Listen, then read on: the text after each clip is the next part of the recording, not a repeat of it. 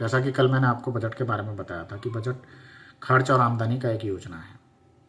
अब इसी से संबंधित हमें दो चीज़ समझना होगा, जिसे मैं प्रत्यक्ष कर और अप्रत्यक्ष कर कहता हूँ।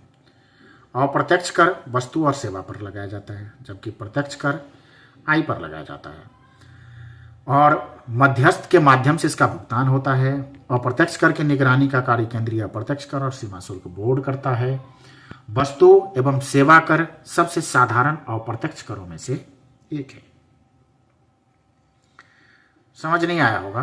प्रत्यक्ष कर का मतलब आप जितना आपकी आमदनी होगी उस पे लगेगा प्रत्यक्ष कर।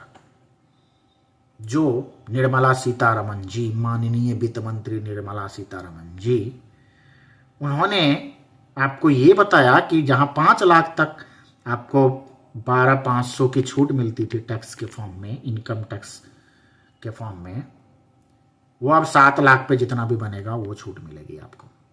तो आमदनी का सेंस था कि अगर आपकी आमदनी इससे ज्यादा क्रॉस होगी तो सरकार आपसे लेगी नहीं। देने की बात छोड़ दीजिए, देने की बात नहीं है, कुछ लेने की बात है। यहाँ पे वो आपसे मांग रही है।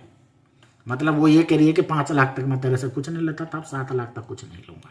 भाई साहब पहले दीजिए ना। लेने की बात तो बहुत दूर की बात है। वोट मांगने आ जाते हैं, देते कुछ नहीं है। देना जरूरी है ना। तो मेन मुद्दा क्या है? मैं कह रहा हूं कि प्रत्यक्ष कर। प्रत्यक्ष कर से हमें आमदनी से क्या मतलब है? आमदनी मान लो मैं कितना कमाता हूं, ठीक है, मैं ज्यादा कमाऊंगा तो मैं खुद दे दूंगा। भारत का जनता ईमानदार होता है, नेताजी बेईमान होता है, जनता बहुत ज्यादा ईमानदार होता है भारत का। तो अप्रत्यक्ष कर के बारे में चलते हैं। अप्रत्यक्ष कर का मैंने परिभाषा क्या बताया आपको? वस्तु एवं सेवा पे लगता है। वस्तु मतलब जो गुड्स आप जो यूज करते हो घर में, जो आपके राशन में मतलब किराना में, किचन में यूज होता है। अगर वो यूज जो बेसिक चीजें हैं जिससे गरीब या मिडिल क्लास वाले अपने परिवार को चला सकता है, उसको उसका दाम कम होना मतलब उसमें जो भी चीज का आप यूज करते हो, जो बेसिक चीजें हैं जिससे कि उसका भरण पोषण हो सके, कम से कम वो जिंदा तो रहे, तब तो किसी का नाम लेगा किसी पार्टी का। वो जिंदा ही नहीं रहेगा तो नाम क्या लेगा यार? तो वो सामान कम होना जरूरी है जिसपे जीएसटी लगा हुआ है। तो आप बोलोगे कम कैसे होगा, सरकार अपना घर कैसे चलाएगी? तो भाई साहब इतना समझ लो, पढ़ा लिखा तो सब है। नेताजी ना अपना घर चलाने के लिए आपको ये बात बोलते हैं। आप उसके बारे में मत सोचो। नेताजी तो सोच लेंगे कि देश कैसे चलेगा। आपको क्या लगता है एक नेताजी अगर पूरा फंड निकाल देना पूरे देश में तो एक एक देश का बच्चा कोई गरीब नहीं रहेगा? ये हालत हमारे देश की। समझना है इसको, बस आप समझो किस तरह। तो कहने का मतलब ये कि अगर किसी भी सत्ता में दम है जो बजट का अपने आप में ये भाषण देती है कि ये क्या बोलते हैं उसको, मिडिल क्लास वाले और गरीब वाले के लिए ये चीज है, तो बस उनको इतना बोल दो कि हमारे घर का जो बजट है जो हिल गया है, जो 3,000 का बजट था वो 6,000 आ गया, तो 3,000 कम कर दीजिए। 3,000 कम क्या, आप आए थे, आपको मैंने वोट दिया था तो मैं ये सोचा था कि कुछ अच्छा होगा। अच्छा क्या होगा? 3,000 के बदले आपको 2,000 में राशन मिलना चाहिए, तब होता है अच्छा। निजी जिंदगी का ये मतलब होता है। अब अलग पैसा के लिए, भाई हर इंसान पैसा के लिए मरता है। अगर पैसा के लिए नहीं मरेगा तो नेताजी के लिए, अपने पोस्ट के लिए क्यों मरेगा भाई साहब? ये हकीकत है।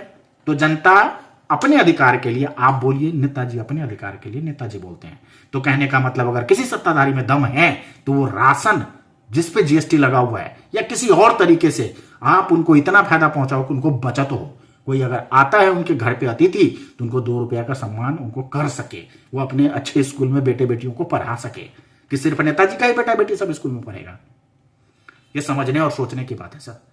तभी मैंने कल बोला था कि बजट जो है वो आपको कुछ और दिखाया जाता है, मतलब कुछ और होता है। बजट का मतलब है कि आपको कुछ ऐसा चीज फायदा हो निजी जिंदगी में। हर कोई फायदे के लिए ही मरता है। अगर इंडिविजुअल फायदा होता है तो सबको फायदा होगा, सबको फायदा होता है तो देश को फायदा होता है। ये भी चीज तो सोचना है। यहाँ जनता को फायदा कुछ होता ही नहीं, नेताजी सारा लेके चले जाते हैं। ये पब्लिक आज तक नहीं समझ रही है, अभी भी नहीं समझ रही इस चीज को, और समझना जरूरी है दोस्तों। अपने अधिकार के लिए आपको ये चीज समझना है। धन्यवाद दोस्तों, नमस्कार दोस्तों, जय हिंद दोस्तों, जय भारत दोस्तों।